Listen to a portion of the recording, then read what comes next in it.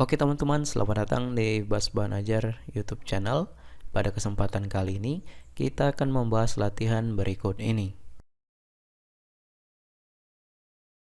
Tetapi, sebelum kita masuk ke pembahasan video, saya akan mengajak teman-teman untuk terlebih dahulu mengklik tombol subscribe pada channel ini dan nyalakan loncengnya, lalu klik like pada video ini jika kalian merasa terbantu.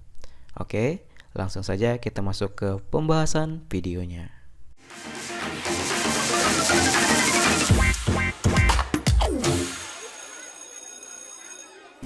Oke teman-teman, di kesempatan kali ini kita akan membahas latihan atau tabel yang ada di halaman 63 di buku paket Bahasa Indonesia kelas 12 semester 1 kurikulum 2013. Langsung saja kita baca perintah pertanyaannya atau petunjuknya terlebih dahulu.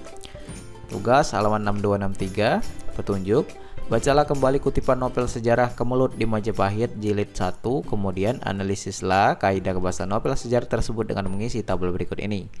Nah, untuk kutipan untuk novelnya Sejarah Kemelut di Majapahit, silakan kalian baca di halaman sebelumnya. Kalian baca masing-masing di buku kalian masing-masing. Kemudian langsung saja kita jawab tabelnya. Tabel analisis unsur kebahasaan dalam novel sejarah. Ada 7 di sini, 7 kaidah bahasa. Langsung saja jawabannya sebagai berikut. Nomor 1, kaidah bahasanya kalimat bermakna lampau. Kutipan teksnya sebagai berikut, agak panjang, silakan kalian salin.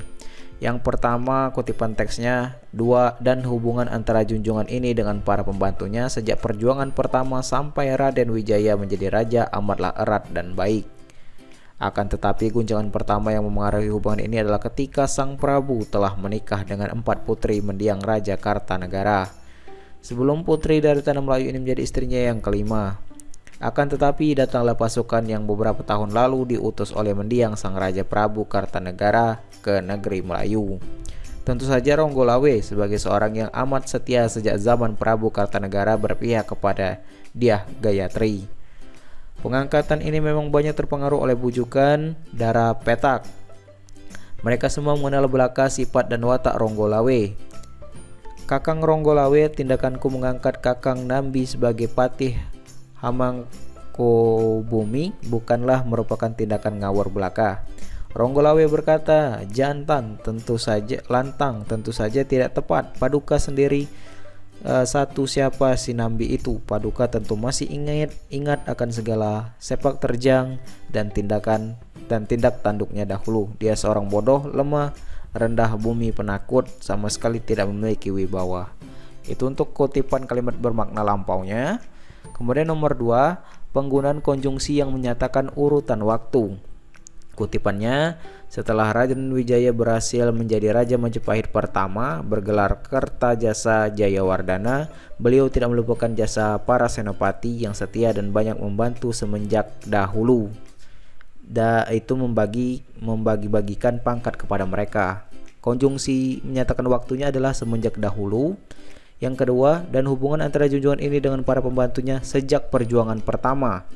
Itu kata konjungsinya. Kemudian terdengar bunyi berkerotok dan ujung meja diremasnya menjadi hancur. Kemudian itu adalah kata konjungsi waktu. Tak lama kemudian itu konjungsi waktu. Dan yang terakhir, pada waktu itu Sang Prabu sedang dihadap oleh para senopati dan punggawa. Pada waktu itu adalah konjungsi atau kata sambung urutan waktu. Lanjut lagi ke nomor 3, penggunaan kata kerja material. Kutipan teksnya: mendengar berita itu dari seorang penyelidik yang datang menghadap pada waktu Sang Adipati sedang makan, Ronggolawe marah bukan main. Kalau Sang Prabu sendiri kurang menyadari akan persaingan ini, pengaruh persaingan ini teras benar oleh para senopati dan terjadi perpecahan diam-diam. Akan tetapi Adipati Ronggolawe bangkit berdiri. Di dalam kemarahan dari kecewaan, Adipati Ronggolawe masih ingat untuk menghancurkan sembahnya. Itu untuk kata kerja material. Lanjut ke 4, penggunaan kalimat tidak langsung. Kutipan teksnya: Tirtowati juga memperingatkan karena melempar nasi ke atas lantai seperti itu penghinaan terhadap Dewi Sri dan menjadi kualat. Itu kalimat tidak langsung. Kemudian yang kelima, penggunaan kata kerja mental. Kutipan teksnya: mendengarkan akan pengangkatan patih ini, marahlah muka Adipati Ronggolawe. Marahlah itu kata kerja mental. Sang Prabu sangatlah mencintai istri termuda ini. Itu kata kerja mentalnya. Akan tetapi Adipati Ronggolawe bangkit berdiri membiarkan kedua tangannya dicuci oleh kedua orang istrinya yang berusaha menghiburnya. Sang Prabu sendiri juga memandang dengan alis berkerut, tanda tidak berkenan di hatinya. Semua muka para penghadap menjadi pucat mendengar ucapan ini dan semua jantung di dalam dada berdebar tegang. Kemudian yang keenam, penggunaan dialog, yaitu kutipan teksnya, "Kakang Mas Adipati harap paduka tentang." Kemudian, "Ingatlah Kakang Mas Adipati, sungguh merupakan hal yang kurang baik mengembalikan berkah Ibu Pertiwi secara itu. Aku harus pergi sekarang juga. Pengawal lekas suruh persiapkan si Mego lamat di depan.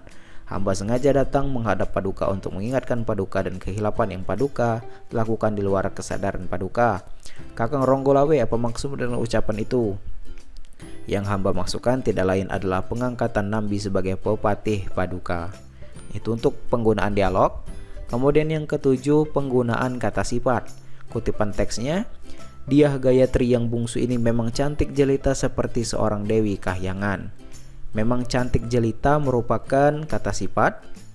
Kemudian pasukan ini dinamakan pasukan pemalu yang selalu dipimpin oleh seorang senopati perkasa bernama Perkasa merupakan kata sifat.